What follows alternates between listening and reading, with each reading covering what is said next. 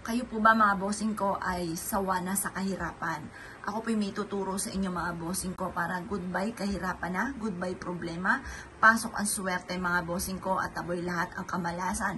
At para gumulong ang magandang kapalaran, mabilis na paggulong ng magandang kapalaran at hindi ka ma-stack up sa sitwasyon na pinagdadaanan mo na puro kahirapan mga bossing.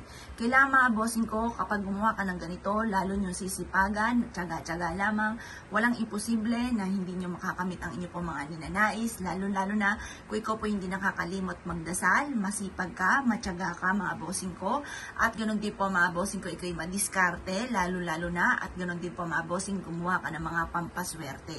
Yan po mga bossing ko, walang imposible, basta yung po mga nabanggit po natin ay kayang-kaya ninyong gawin. At syempre, huwag kang susuko sa hamon ng buhay. Kaya gamitan natin ng metal mga bossing kagaya ng barya.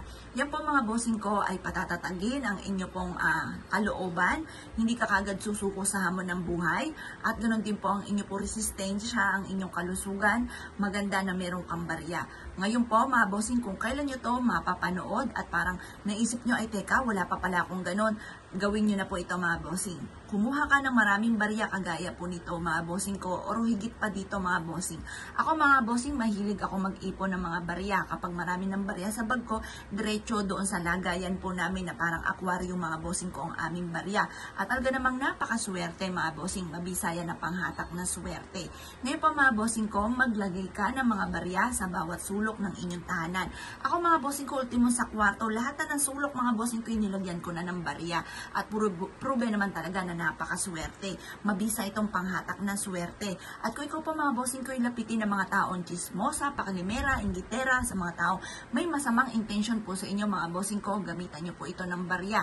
Yan po mga bossing ko, lalo na ang silver. Takot po dyan mga bossing ko ang mga mangkukulam, yung mga gumagamit ng mga palipadhangin or sumpa mga bossing ko. May mga tao na kumbaga sila po parang sa kanila ay wala lang yung mga salita ng mga pangit. Halimbawa may ginawa ka na hindi niya nagustuhan, magsasalta ka agad, nasusumpain ka, or kaya po mananalangin na masama sa inyo. Once na meron kang mga ganito ay hindi kagad po yan tatalab, or hindi po yan tatalab, at kung sino man yung tao na nananalangin sa inyo ng masama or sa inyo pong pamilya ay tatalbog ka agad doon sa tao na nanalangin ng masama mga bossing. Kaya kailangan meron kang ganito para sa buong pamilya at para proteksyon na rin, para hindi ka malasin at para layuan ka ng mga negatibong enerhiya. Proven po ito mga bossing. Kaya kung ikaw'y naniniwala at naisip po itong gawin, huwag ka na po magpatumpik-tumpik pa. Ito ay makakatulong para mabilis gumulong ang magandang kapalaran, malayo ka sa anumang kapahamakan mga bossing. Pero masasabi ko lamang mga bossing ko, mas mainam kada matatapos ang taon, huhugasan nyo ang barya. Baka po hindi nyo na siya ginagalaw doon, maalikabok na po siya. Importante lagi ay malinis mga bossing.